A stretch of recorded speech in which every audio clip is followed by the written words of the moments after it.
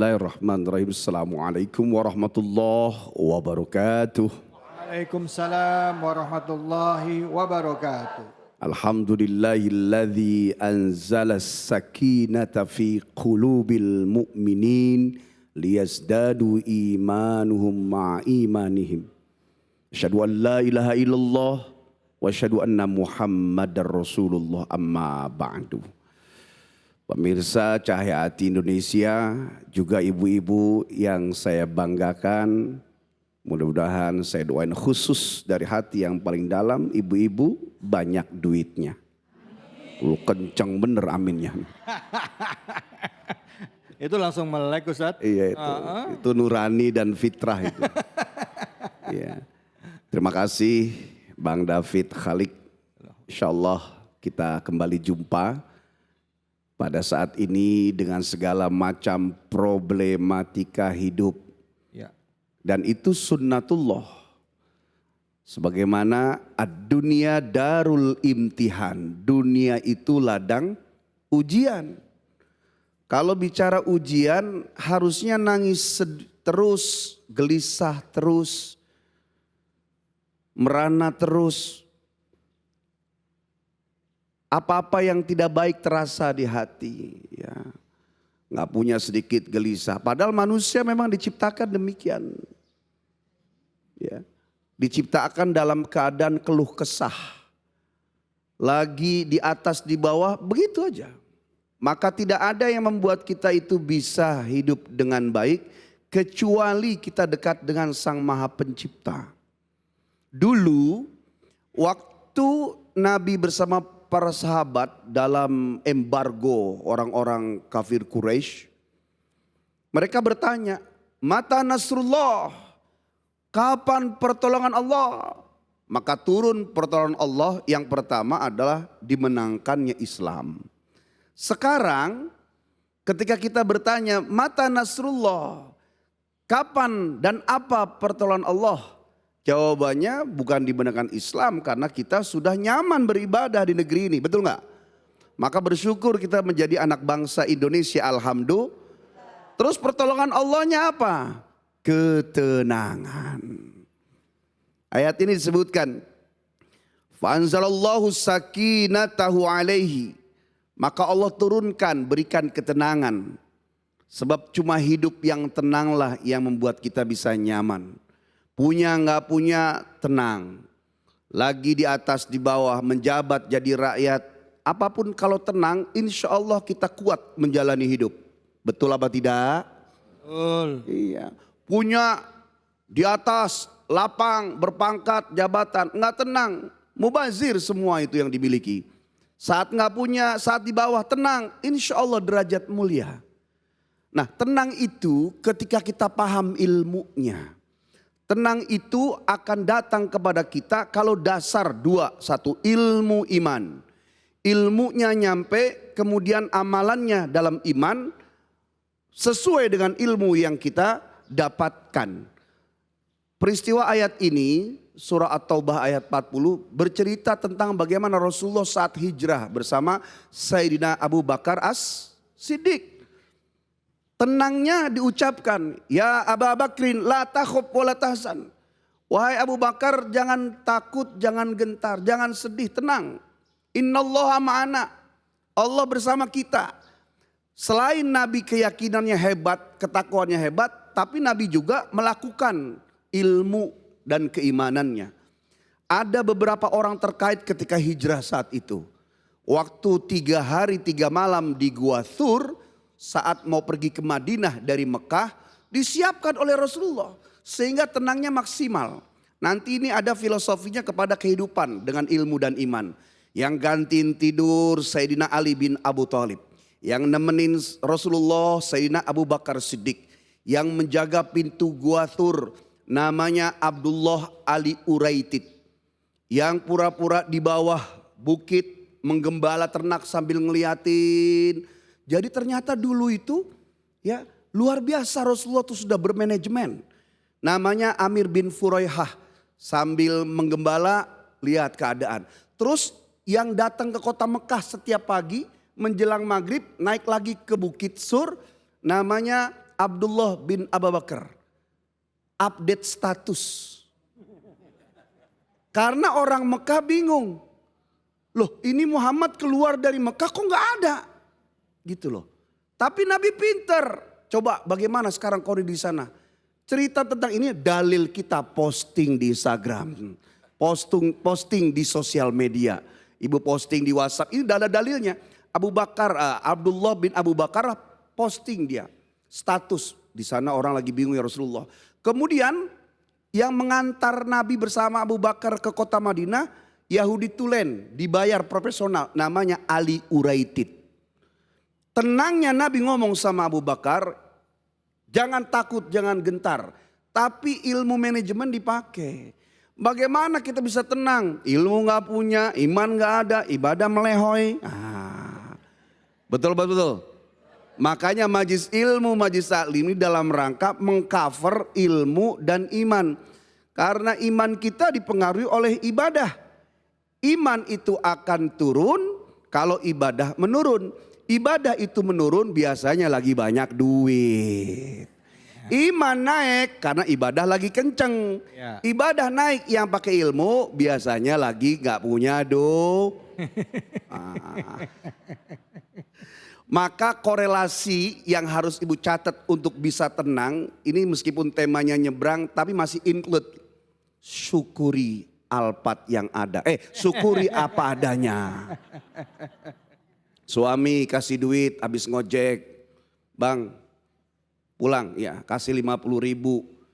Langsung dijawab, kebeli apaan segini? Besok dapat lagi kasih duit lagi 30.000. Buat apaan segini? Laki-laki kalau udah digituin, masya Allah mumede kol-kola kubro. Wow. Besok dia pulang bawa duit 10 juta. Iya, dihitung bininya, mantap nih bang 10 juta. Loh, begitu dong tiap hari. Bang, motor mana bang? Gua jual. Kirain hasil ngojek. Nah, jadi ilmu, tenang, iman itu semuanya berkaitan. Maka ibu, pemirsa dimanapun berada, bahwa ketika kita sudah dekat dengan Allah, kemudian punya ilmu manajerial yang baik, al-haqqu bila nizam, yaglibul batil bin nizam. Kebaikan, kebenaran yang tidak dimanajemen dengan baik akan dikalahkan oleh kebatilan yang terorganisir. Maka jangan berhenti dekat dengan para ulama, para ustazah, terus tumpahkan dalam ilmu.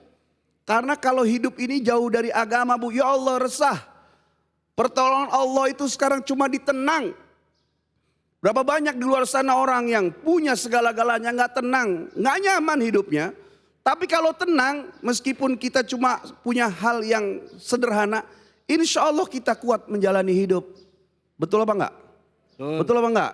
Nah, tenang itu akan bersemayam di dalam hati kalau kita ya dekat dengan Allah. Ayatnya sebutkan tadi. Allah lah yang menurunkan ketenangan itu. Ketenangan Sang Maha Dia. Allah kepada orang beriman ketika dijemput dengan nilai tulus untuk mepet kepada Allah. Kemudian cari ilmunya menjalani hidup. Kemudian tumpahkan hatinya hanya milik Allah. Senang boleh dicari. Senang itu makanan mata, pemandangan. Senang itu makanan telinga, musik. Senang itu makanan mulut, kuliner. Senang itu makanan tangan, kaki, mobil bagus, rumah bagus, istri cantik, handphone yang mahal.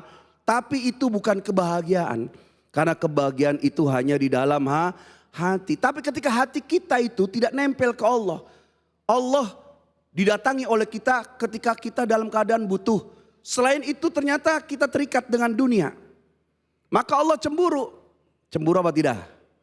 Ibu dikit-dikit arisan, dikit-dikit kumpul di mall, dikit-dikit guyup dengan kawan-kawan. Kira-kira suami cemburu apa? Cemburu. Ya, kalau Allah itu andai kata dalam sebuah lagu, ya suami dicuekin, Allah dicuekin, bahkan Allah itu maha pencemburu. Nanti kayak suami ketika dicuekin sama ibu, dia akan menyanyi, bila cinta tak lagi untukku, bila hati tak lagi padaku, mengapa harus harta yang merebut dirimu? Oh, keren juga itu. Sampai terkesima ibu-ibu ya. Mau ikutan nyanyi juga ya Bu ya? Bila aku, kata Allah, tak lagi untukmu. Bila harta bahagia dirimu, aku kan pergi, kata Allah. Meski hati tak akan rela, terkadang ku menyesal, kata Allah, mengapa ku kenalkan dirimu padanya. Kagak nyambung, sambung-sambungin aja. Iya, suami yang gak pernah ciptain ibu aja cemburu, apalagi Allah yang menciptakan kita. Maka ketenangan itu dijemput dengan ilmu, iman, dan hatinya hanya milik Allah. Baik, alhamdulillah. Terima kasih banyak Ustadz. Bu. Jadi hidup kita, sholat kita, semua yang kita kerjakan hanya untuk Allah. Ya gitu ya Ustadz ya? Iya. Betul. Nah sekarang balik lagi ke tema kita. Ya, bagaimana kita sebagai umat muslim mensyukuri nikmat yang Allah berikan dan menjalani gaya hidup sesuai dengan tuntunan Islam ya. Tidak berlebih-lebihan, cukup apa adanya ya. Pas lagi butuh duitnya cukup ya Bu ya. Mau beli emas cukup duitnya. Iya. Mau beli rumah duitnya cukup ya. Nerimo lah, nerimo. Nerimo, legowo. Suami pulang dari kantor gajian, mama maaf gajinya nggak full karena kasbon di tengah bulan buat bayar ini, buat bayar sekolah. Ini sisa gaji papa bulan ini maafin ya tinggal 120 juta. Alhamdulillah. Jangan ngomel Bu kok dapat 120 juta ya Bu ya. Kayaknya nggak ada yang yakin ini punya duit segitu. Silakan yang mau bertanya. Ya, tadi banyak. Ya Ibu silakan Ibu.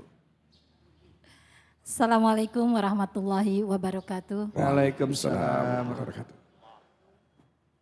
Nama saya Pujiwati Rawin dari Majelis Taklim Al-Humairah Teratai Taman Duta Cisalak Depok. Pak Ustadz, saya mau bertanya bagaimana cara mengatasi atau menghilangkan depresi menurut Islam. Semoga menjadi ilmu bagi kita semua. Assalamualaikum warahmatullahi wabarakatuh. Waalaikumsalam warahmatullahi wabarakatuh. Nah ini Ustadz Iya, nih, gimana? sebelum saya jawab, yang depresi apaan ya? Binatang apaan tuh ya? Ya, sebelum saya jawab, secara umum apa sih depresi itu? Sesuatu yang tidak kuat manusia tanggung, gejolak jiwa ya. Kenapa sampai bisa depresi? Terkadang kalau bahasa sederhana itu, orang Islam itu nggak mungkin stres dan depresi. Kenapa bisa stres dan depresi? Karena melampaui batas. Kenapa orang itu bisa sakit? Karena terlalu ekspektasi kepada harapannya berlebihan. Pengen apa, ngotot, Allah nggak dibawa serta, ilmunya terbatas, nafsu membesar, fokus, berharap kepada selain Allah, nggak kesampaian, depresi. Betul nggak? Bener nggak? Jawabnya sambil depresi juga ini rumahnya. Nah, oke, saya jawab. Kita bisa depresi, tadi sudah saya bahas, saat kita itu jauh dari Allah. Maka kembali ke Allah. Ustadz saya sholat, iya sholat, puasa. Tapi hatinya yang belum termiliki. Kita, saya, ibu semua mungkin ada pemirsa ya. Habis selesai salam dalam sholat aja masih berani ngomong gini. Assalamualaikum. Ya Allah kok hidup gini amat ya. Coba itu. Padahal baru ngadep Allah. Gimana kalau dia nggak sholat. Perbaiki hubungan dengan Allah nomor satu. Yang kedua, jauhi lingkungan yang tidak baik. Yang sedikit-sedikit bicara tentang dunia. Bahkan saya kasih tahu, kalau ibu ngobrol dengan teman, kemudian tidak ada kebaikan atau bahasa lebih ekstrimnya, nggak ada ayat, nggak ada hadis yang keluar dari mulut kita, ya ngobrol cuma hahaha, kemudian posting selesai bubar makan, maka 90% tis'una bil mi'ah obrolan itu obrolan syaitan. Jadi usahain kalau ngobrol ketemu tuh adalah kebaikan. Bu nanti malam tahajud ya. Supaya gugur kewajiban di hadapan Allah. Ada kebaikan. Ya. Jadi menghindari lingkungan terbaik. Apalagi sampai ngomongin orang. Yang parah lagi ngomongin suami. Nggak ada yang jawab ini.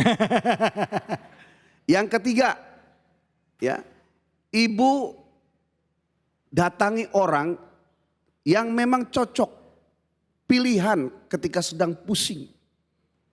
Ya. Jangan salah curhat. Curhat sembarangan ke orang, semua orang curhat. Paling sakit curhat sama orang tuh Bu, curhat, "Pok saya ini." Terus gak lama dia jawab, "Sama saya juga." Sakit itu. Ya. Curhat sama orang, "Ustadz saya mau bertanya, tolong setelah itu kasih saya nasihat." Jangan semua orang curhatin, apalagi keluar sampai diposting. Ya, nanti hati jadi tidak baik. Nah, insya Allah kita nggak akan depresi. Semua ada 7 sebenarnya ya. Saya bawa 3 aja. Sesederhana itu, meskipun prakteknya berat, tetapi ibu coba jalankan yang 3 hal tadi. Amin, insya Allah terima kasih banyak Ustadz ya.